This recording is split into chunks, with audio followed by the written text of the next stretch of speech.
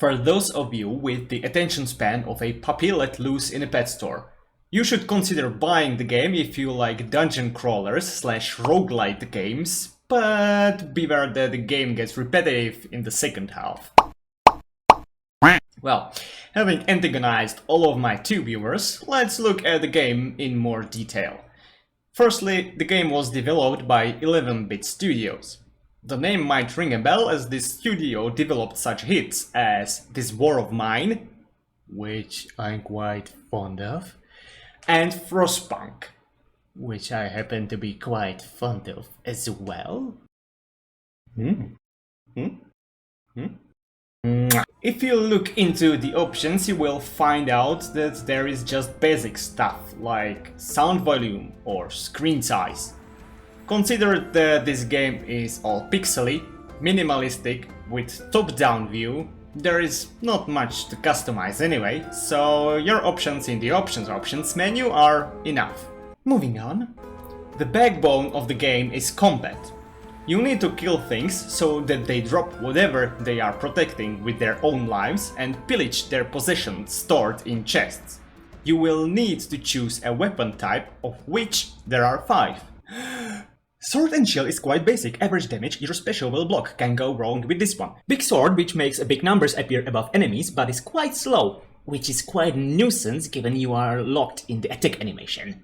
Anyway, spear which have long range and its special propels you forward like the anxiety of an essay due tomorrow morning. And again, you are locked in the forward thrusting motion, so good luck with the timing. Gloves, which have short range, but given their attack speed, you can cheese through most things like cheese knife through camembert. Yeah, that's the real shit! Bow and arrow, which has infinite range and is a must if you want to commit the genocide effectively. Now, I should also tell you that the weapons have hard hitting / normal option or damage over time / elemental option. I'ma give it to you straight.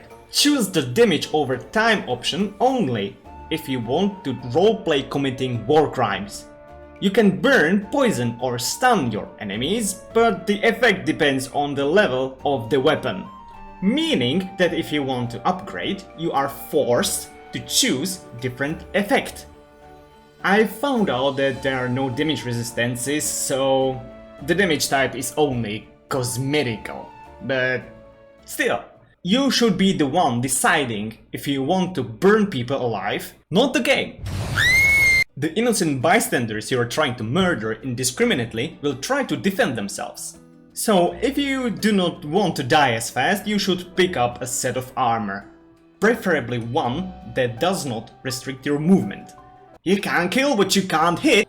You can use health potions if you are not good at not getting hit. Like me. And I'm told that there is some other potions, but I think that is just anti-Bolshevik propaganda. The loot you brought from the dungeons you can either sell in your shop or use it to upgrade your equipment.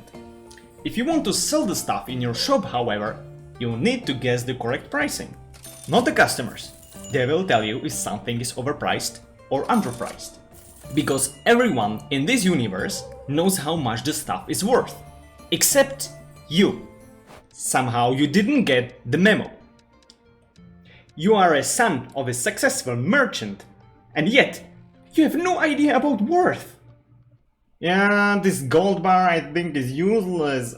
I will trade it for a Capri Sun. Sir, this is a strip club. Duh. I'm not making this up. This is the official lore.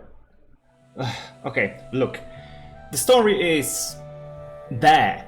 Moonlighter is not one of those games you play for the story anyway. It is nothing to write home about, sure, but it's fine. Mostly I played Moonlighter so I could switch off after work and feel like this.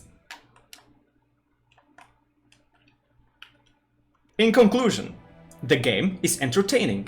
You get to learn about everything during the first 2 dungeons. Nothing new is added in terms of gameplay for the 3rd or 4th dungeon, so it will get repetitive. The 5th dungeon is just the final boss.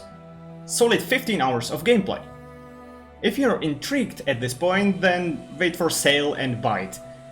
It is good time killer, but maybe not worth full €19.99 price tag.